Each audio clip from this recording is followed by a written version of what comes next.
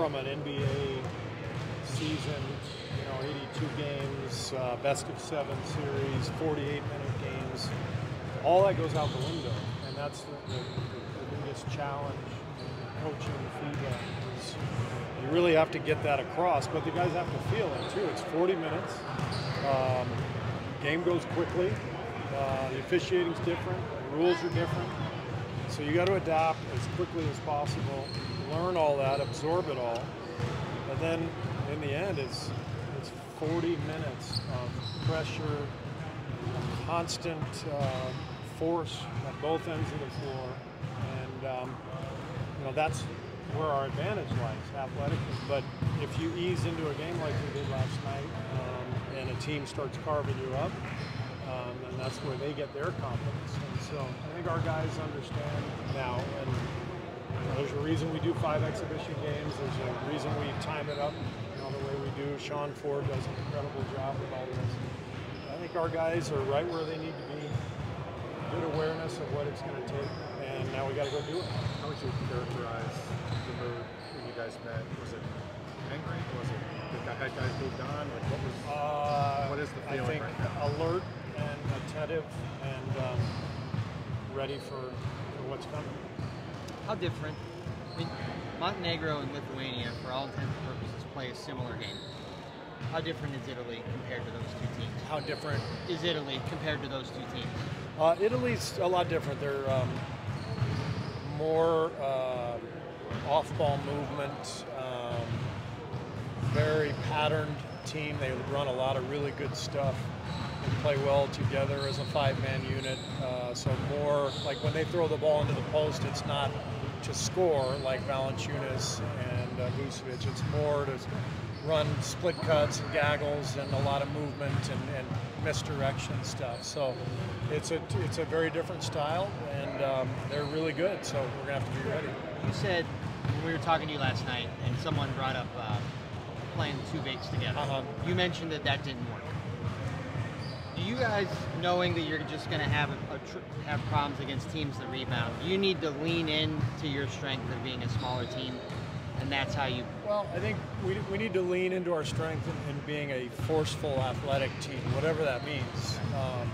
So it's not necessarily the lineup as it is the mindset at both ends, and there's certain keys that we've shown our guys where we can get in better rebounding position at both ends of the floor.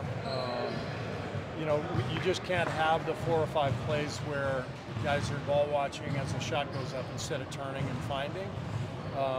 So some of it is just, every play matters, but each detail that we take care of, if we change the possession, now our speed takes over, right? So that's what we have to recognize. Not so much what our lineup is, it's how attentive and alert and aggressive all 5 guys are at the same time. You've done a couple of these over the last few years. What's your experience when this program comes off of all those plays? Typical response, and what is the appropriate response? I think every player who plays for USA basketball,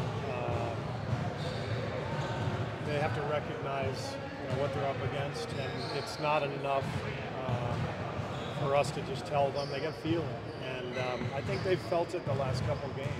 And so the other thing is we're down to the last week. 6 days till gold medal game. We've been at this for 5 weeks. So the stretch run is here. We got a lot of knowledge that we've accumulated. We got to put it to use, but I think the response is generally one where there's a little more edge. There's a little more appropriate fear, as Pop likes to say, and that's what's needed. You guys seem to try every coverage yesterday. You switch 1 through 4 and drop Jared and Aldo, but they seem to still find open gaps. They tried switching everything in the second half, but they took advantage of the size disadvantages in the back line. So is it just really a matter of doing those coverages better, like setting help much quicker, rotating better, or is it like trying something new? It's just the details within. sometimes you also have to just give the opposing team credit. You know, they made some impossible threes in the second half. You know, our coverage was good. They made shots. You know, they're a great team. So it's the details within that you try to take care of. And if you're more on point early in the game and not blowing coverages, those threes become a lot tougher to hit. I know, you know, as a former shooter, like if I get a couple of easy ones early, that just makes the whole game for me. Now I'm in rhythm. But if I have somebody smothering me from the beginning and my first two shots are difficult, all the rest are tough. You know, so it's got to be a mindset shift from the beginning, regardless of the scheme.